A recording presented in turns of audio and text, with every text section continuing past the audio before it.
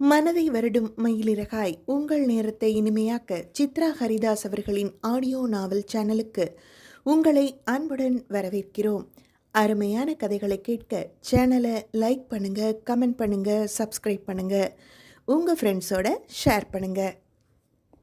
எழுத்தாளர் சித்ரா ஹரிதாஸ் அவர்களின் மாண்பெரு மங்கையே. மங்கை 7. வெள்ளை குர்த்தியில் கருப்பு நிற ஜீன்ஸ் உடை அணிந்து காட்டன் ஷாலை மாலையாக போட்டபடி நடுக்கூடாரத்தில் வந்து நின்றாள் சுடர். இத்தனை நாட்கள் ஏங்கியது இந்த தருணத்திற்காகத்தானே. கலங்கிய கண்களுக்கு முரணாக சிரிப்பை தத்தெடுத்திருந்தன நால்வரின் உதடுகளும். மனம் தளர்ந்து சமூகத்தின் பார்வையை சமாளிக்க பயந்து ஒடுங்கி அறையே கதியென கொண்டவள் மீண்டு வர சவால்களை எதிர்கொள்ள துணிந்து விட்டாள் தன் மகள். அவள் விழிகளில் கண்ட உறுதியும் இதழ்களில் தவழும் சிரிப்புமே பறைசாற்றியது. அப்பா, அம்மா, நான் வேலைக்கு கிளம்பிட்டேன் என்று வந்த தன் மகளை அணைத்து கொண்டார் கதிர்வேல். போடா, யார் உன்னை என்ன சொல்ல போறா? முகம் சுளிக்கிறவங்களுக்கும் உன் முகத்தை குறை சொல்றவங்களுக்கு தெரியாது. இந்த முகத்தை விட உன் கைகள் எத்தனை முகத்தை அழகாக்குதுன்னு. குட். என் மக எப்பவும் தளர்ந்து போக மாட்டா. இங்க வாத்தா. பேத்தியை அழைத்து கொண்டவர், அவரை வணங்கிக்கோ, இனி உனக்கு எல்லாமே நல்லதே நடக்கும். புகைப்படத்தில் அமர்ந்து அருள் பாலிக்கும் கடவுளை சேவிக்க சொன்னார் ஆரஞ்சி அம்மாள். அவரது காலை தொட்டி எழுந்த பேத்தியின் நெற்றியில் திருநீரை பூசிவிட்டார். வாமா, வந்து சாப்பிடு. மேஜையில் அவளுக்காக உணவினை தட்டில் எடுத்து வைத்தார் தெய்வானை. All the பெஸ்ட்கா. எனக்கு நீ புதுசா தெரியிருக்கா. இப்படியே நீ எப்பவும் இருக்கா போதும் என்று உணர்ச்சி வசப்பட்டாள் மதி. ஆனா பப்ளு, ப்ளீஸ், எனக்காக இனி நீ இப்படி இருக்காத. குளிடி, என்னால் ஸ்மெல்ல தாங்க முடியல. முகத்தை சுருக்கும் அக்காவை முறைத்தவள் தன் மீது வந்த வாசனையை நுகர்ந்தாள் மதி.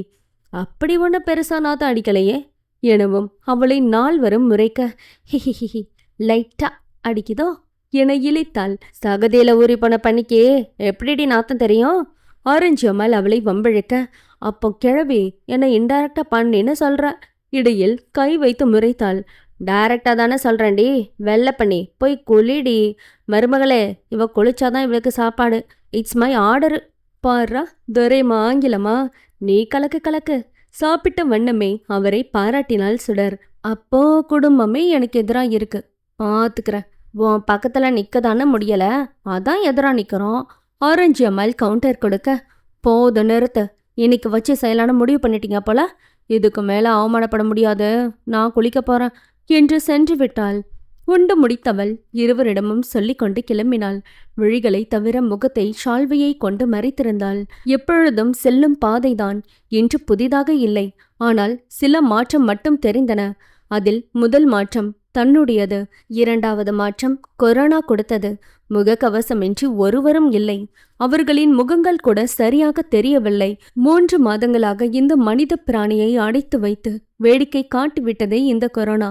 இன்னும் அதற்கு பசி தீரவில்லை போலும்.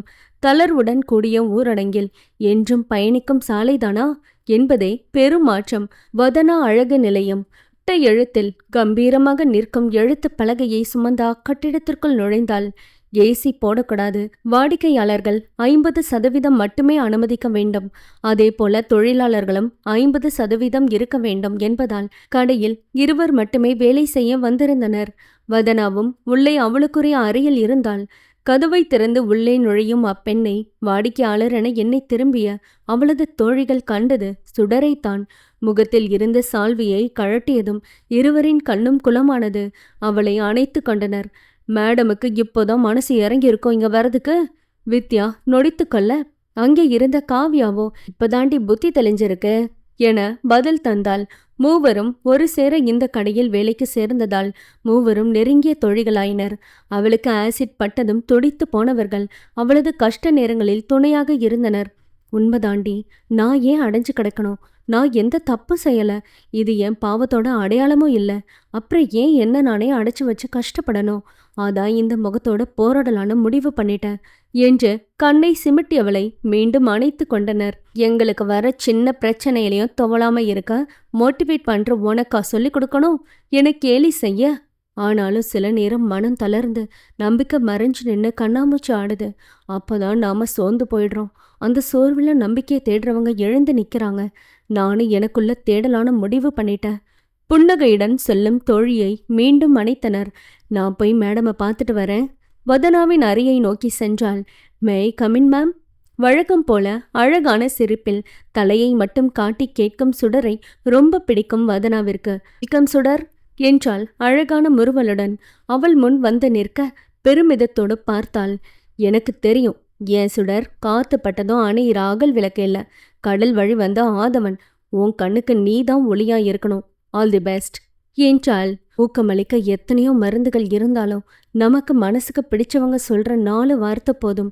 இப்பேற்பட்டவனும் வாழ ஆரம்பிச்சிடுவான். Thanks ma'am. இது போல எப்பயும் இருக்கணும் சுடர். எந்த சூழ்நிலை வந்தாலும் மனிதர்களும் சில நேரம் மாற வாய்ப்பு இருக்கு. உன்னை மட்டுமே முதல்ல நம்பு. உனக்கு நீயே என்கரேஜ் பண்ணிட்டே இரு. கண்டிப்பா மேம். நான் போய் வேலையை பார்க்குறேன் என்றவள் செல்ல அவள் வதனத்தை கண்டபின் உலையில் கொதித்தது போலிருந்தது உள்ளம். மேஜையில் சாய்ந்து கொண்டாள்.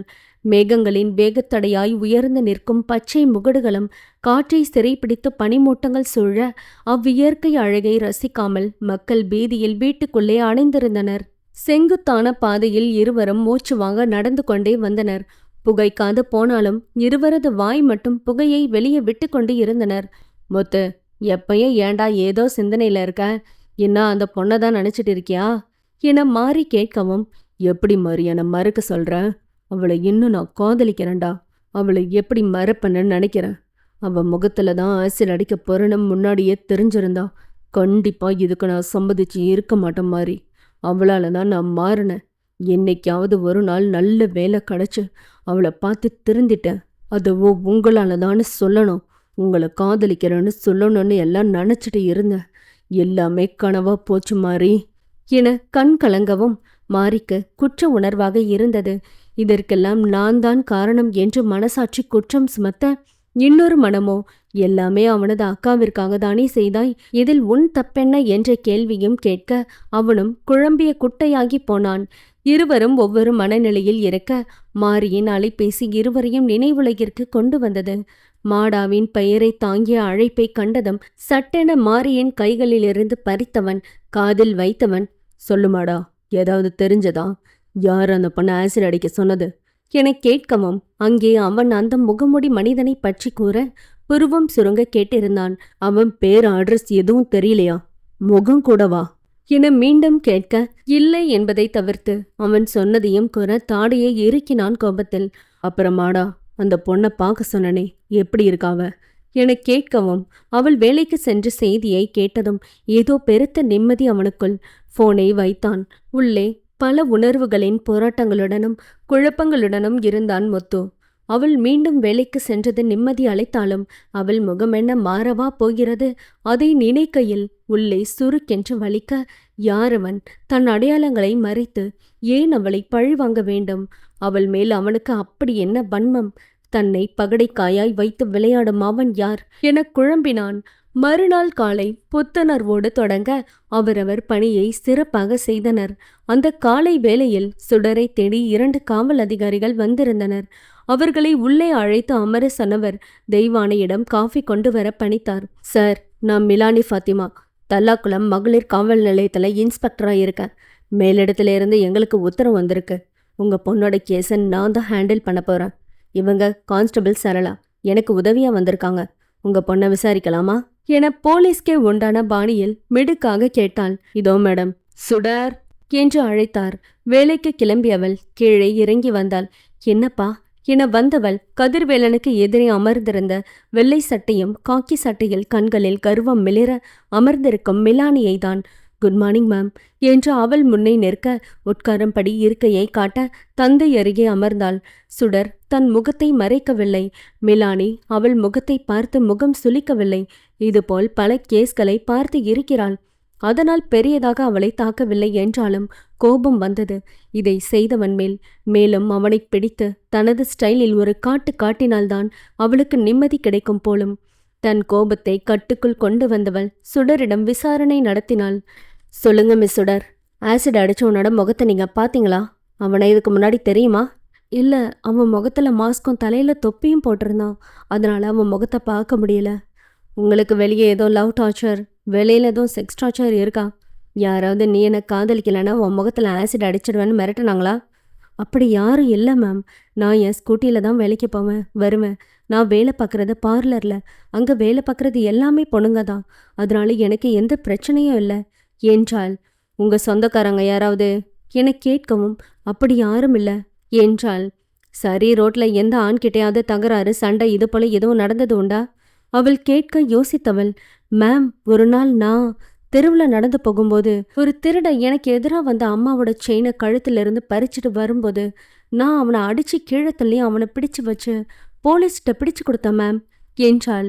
அவன் முகம் உங்களுக்கு ஞாபகம் இருக்கா? இருக்கு மேம் என்றாள். அந்த இன்சிடெண்ட் எப்போ நடந்தது?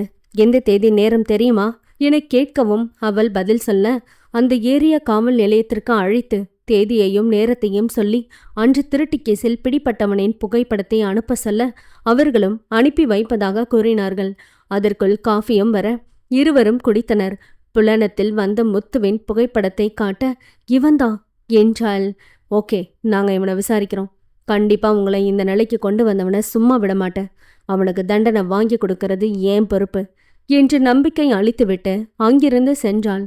சுடர் அன்றைய நிகழ்வை எண்ணி அமர்ந்திருக்க அதனை கலைத்தார் தெய்வானை. அந்த திருடன்தான் பழிவாக இதை செஞ்சிருப்பானாங்க. இருக்கலாம் தெய்வான. திருட்டு தொழில் செய்கிறவன் நல்லவன் இல்லையே, செய்ய வாய்ப்பு இருக்கு. ஏன்னா கருணையே இல்லாமல் கழுத்தறுத்துட்டு செயினை கழட்டிட்டு போகிறவனுக்கு ஆசிட் ஊற்ற மட்டும் மனசு வராமல் போயிடுமா என்ன? எல்லாத்தையும் பண்ணுவானுங்கம்மா இவனுங்க. அதனால தான் அந்த குடும்பம் எவ்வளவு கஷ்டப்படணும் வருந்தவா போகிறாங்க. அவனுங்க தேவை கிடைச்சா போதுன்ற எண்ணம் மட்டும்தான் இருக்கும் தெய்வான. என்னமோங்க, நாம உண்டு வேலை உண்டுன்னு இருக்கிறவங்களுக்கு தான் இந்த பிரச்சனை கஷ்டம் எல்லாம் தேடி வரும் போல. செஞ்சவன் யாருன்னு தெரிஞ்சா மட்டும் நம்ம பொண்ணோட போன முகம் வந்துடுமாங்க. மேலும் அழ ஆரம்பிக்க, தெய்வான அமைதியா இரு. இப்போதான் நம்ம பொண்ணு அதுல இருந்து வெளியே வரா. நீ அழுது மறுபடியும் வீட்டில் அடைய வச்சிடாத என்றவர் தன் மகளை பார்க்க அவளோ அன்று முத்து சொன்னதை எண்ணிக்கொண்டிருந்தாள். அப்பாடா என்றிருந்தது இருவருக்கும். சுடர்மா, வேலைக்கு நேரமாச்சு, கிளம்பல? கதிர்வேல் ஞாபகப்படுத்த, இதோப்பா என்று கிளம்பினாள். அங்கே தாமதமாக சென்றவளை வதனா பிடித்து கொள்ள அவளிடம் மிலானி வந்த செய்தியையும் முத்துவை பற்றி சொன்னதையும் சொல்லி தன் வேலையை தொடர்ந்தாள். உள்ளே எழுந்த பயத்தை வெளியே காட்டாது மறைத்தவள் தன் அறைக்கு வந்து உள்ளே இழுத்து வைத்த மூச்சினை வெளியே விட்டவள் பயத்தின் உச்சிக்கே சென்றாள்.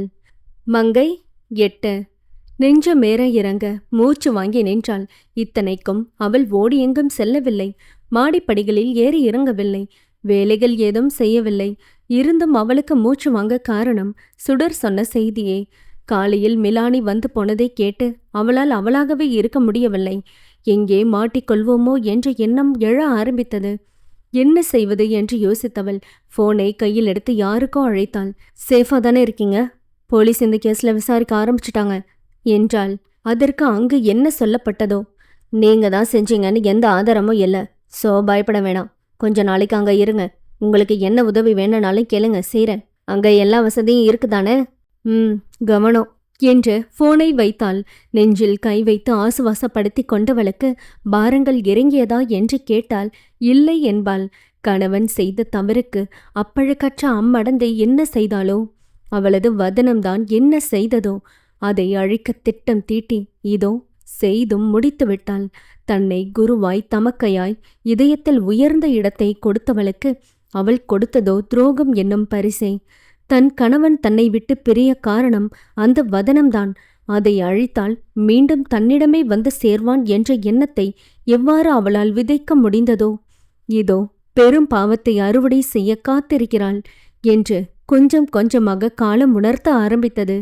தன் தங்கையாய் எண்ணி அவளது திறமையை மெச்சி அவளை தன் மனதில் உயர்ந்த இடத்தில் வைத்திருந்தாள்.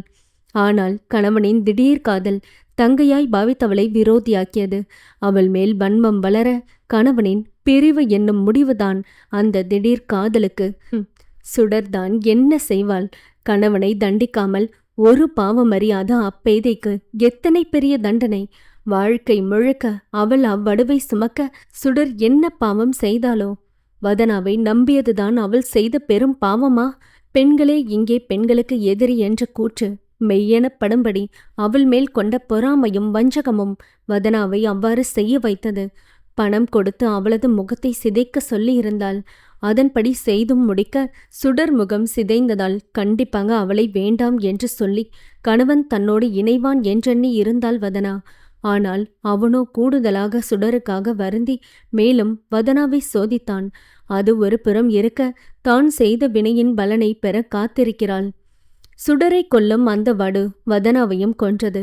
அவளை பார்க்க நேர்கையில் இதயத்தில் விஷ கத்தியை வைத்து பலமுறை குத்தி ஏன் செய்தாய் என்று கேட்டு சாவடித்தது. முள் படுக்கையில் உறக்கம் போலதான் அவளது நித்திரை. தன் கணவனை மீட்க எண்ணி இருந்தவளை புதைக்குழியில் தள்ளியது. செய்தார்க்கு செய்த வினை கிட்டும். இதோ அனுபவிக்க காத்து கொண்டிருக்கிறாள். முத்துவின் விவரம் அடங்கிய கோப்புகளை பார்த்து கொண்டிருந்தாள் மெலானி. பிக் பாக்கெட், செயின் திருட்டு கேசுகள் மட்டுமே அவன் மேல் பதிவாகி இருந்தது. கொலை, கற்பழிப்பென்று வேறு எந்த கேசுகளிலும் அவன் பெயர் அடிபடவில்லை. கோப்புகளை மூடி வைத்தவள் அதை கொண்டு வந்த கான்ஸ்டபிள் பரமசிவனிடம் விசாரித்தாள். அண்ணா, இந்த முத்துவை பத்தி நீங்க என்ன நினைக்கிறீங்க? அப்பனா மேடம், அப்பப்ப பிக் பாக்கெட்டை செயின் திருட்டுன்னு திருட்டு தொழில் பண்ணிட்டு இருந்தான். எல்லாட்கள் கூட சுத்திட்டு தெரிவான். இப்போ கூட ஒரு செயின் திருட்டு கேஸ்லாம் அவனை பிடிச்ச மேடம். நல்லா அடி வெளுத்துட்டோம்.